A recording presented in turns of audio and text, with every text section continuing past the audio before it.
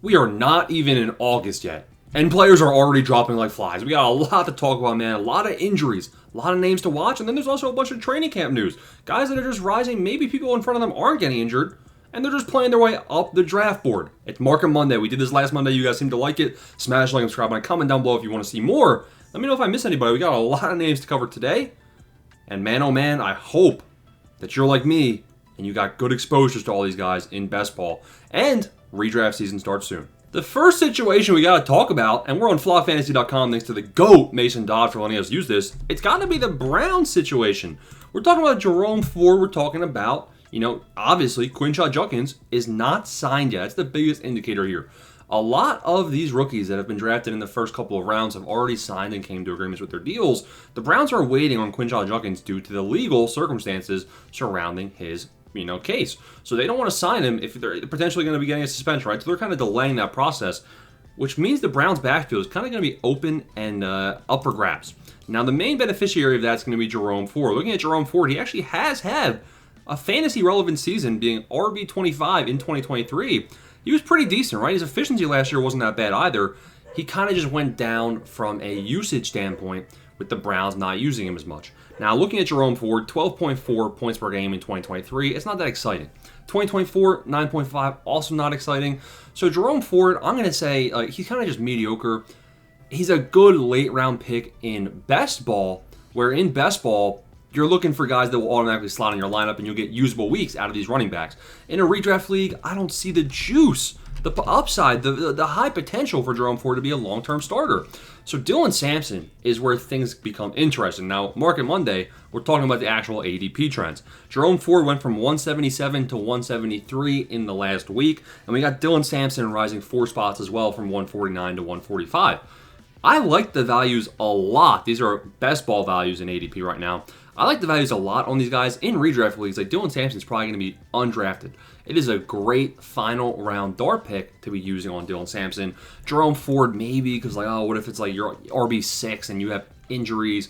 Maybe Jerome Ford gives you 8 points in that position for if you're in a Armageddon type scenario at the RB room. But the Browns running backs are on the rise. Judkins is on the decline.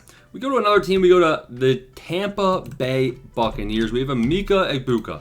Egbuka is only up a couple spots in ADP.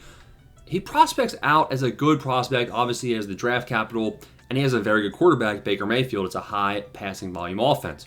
He's immediately going to slot ahead of Jalen McMillan, even though McMillan did have touchdowns last season. Mike Evans will be the one. But the not-so-positive news on Chris Godwin resulted in Godwin falling a couple spots and Egbuka bumping up a couple spots. I'm not sure this is warranted. I say we pump the brakes right here. Buccaneers are going to be a crowded wide receiver room, and Chris Godwin, he is going to be okay. When Chris Godwin is in this offense, there's no chance Egbuka outduels him. So Egbuka is at best the wide receiver 3 when everyone's healthy, and there's a chance Godwin misses a good portion of time and Egbuka flashes early.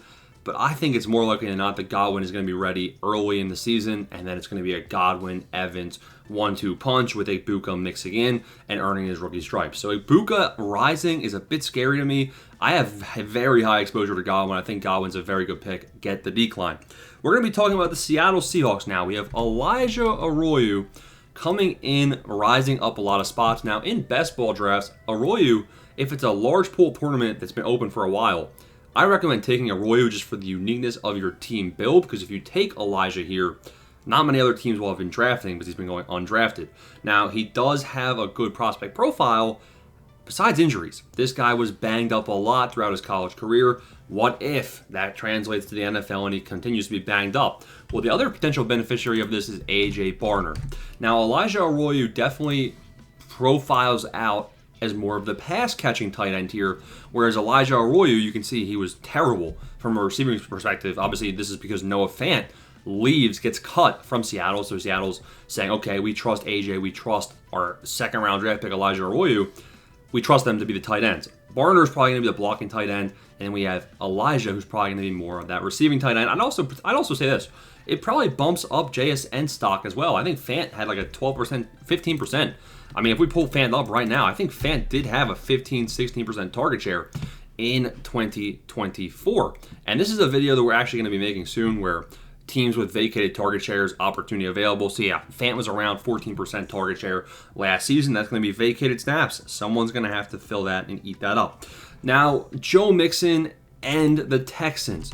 Joe Mixon out indefinitely, a nagging foot injury. It's unclear whether it's the same foot injury as he had last year or whether he re-injured it, right? It sounds like he re-injured, and that's a bad thing. Mixon is still kind of being overdrafted, in my opinion. He's down about 11 spots to 50th. I'm seeing Mixon also go like 60 in best ball. It's really confusing where he's going.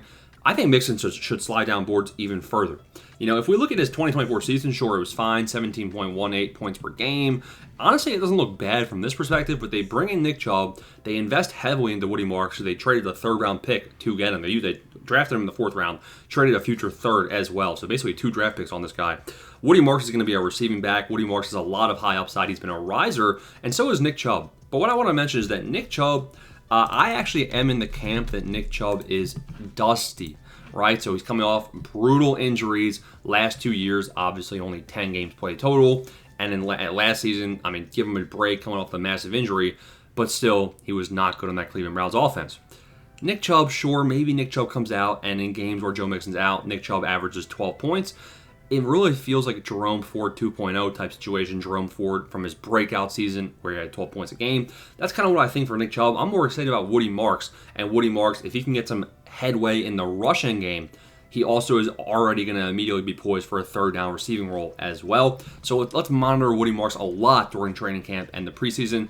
Nick Chubb and Woody Marks, like I'll say this, in best ball, and even in redraft leagues, I do not think their ADP has risen significantly enough. This Mixon news, I think Mixon should fall further, and I think Chubb and Marks should be sliding higher up your draft board. So you can be getting Chubb and Marks as kind of discounts right now in draft. Now we go to a non-injury related riser. The big Q, Quentin Johnston, is up 3 or 4 spots from 144 to 140. Really, it's just camp buzz. Quentin Johnston has had a couple nice highlights from camp. But there's also some problems with this. We're also seeing a big riser from camp being Keandre Lambert-Smith. Now, I went to Penn State. I have the privilege of watching Keandre Lambert-Smith in real life. Honestly, he was good, but did he flash to me? No, but again, am I a scout? No, what do I know? But it seems like Keandre Lambert-Smith is also going to be in the mix with the big Q, with Trey Harris for the outside role. But the big Q has been somebody rising. I have a good amount of him as well. He has high draft capital, so I do like the fact they might give him another chance. Kyle Williams is a riser. Williams is up 2 or 3 spots to around 135 in ADP. Again, this is just camp buzz. He's getting some on-field time with the ones. He's participating with the ones, making plays, getting targets from Drake May. So this is good news, and this actually does make me want to draft Kyle Williams a little bit more. We have Darnell Mooney. I was big on Mooney this season, and I still am, but he's down 4 spots to 90. Now, I think Darnell Mooney's going to have more involvement, like the Falcons said, in this Falcons offense. But it's scary now that he's out for a few weeks with an injury. I think it's a shoulder injury. I didn't really look, but it does scare me with Darnell Mooney. I'd kind of be pumping the brakes, maybe lowering the exposure. Justin Fields dropped 2 spots. Now, obviously, he dropped more for the couple of hours where his injury was unknown, but he seems to have rebounded back. Obviously, he got his toe stepped on, no fractures. Fields should be fine. If he's falling a little bit in your best ball drafts, maybe get a discount. Like people might be concerned about the injury is nothing. So if you get a discount on him, take it. Final name for this Market Monday is Mr. Kyle Pitts. Now, Kyle Pitts is interesting because he's been nothing for his whole career. His rookie season was good, but you have Michael Penix Jr. coming out, and this actually bumped his spot up 5 spots in ADP from 155 to 150. Michael Penix Jr. comes out and says, listen, Pitts is going to be a problem. Me and Pitts are going to be a problem. This offense is going to be good. And Pitts also is, getting some targets in training camp, et cetera, et cetera. So that's causing Pitts to rise. It happens every single year. It's like a mouse going into a mousetrap. And I'm actually that mouse because I do think Pitts has a chance for a breakout season. And I can't help but smile when I say that. It's Market Monday in the books. Risers, fallers. You guys want to see it again? Let me know. Smash the like, subscribe button. Thanks for watching.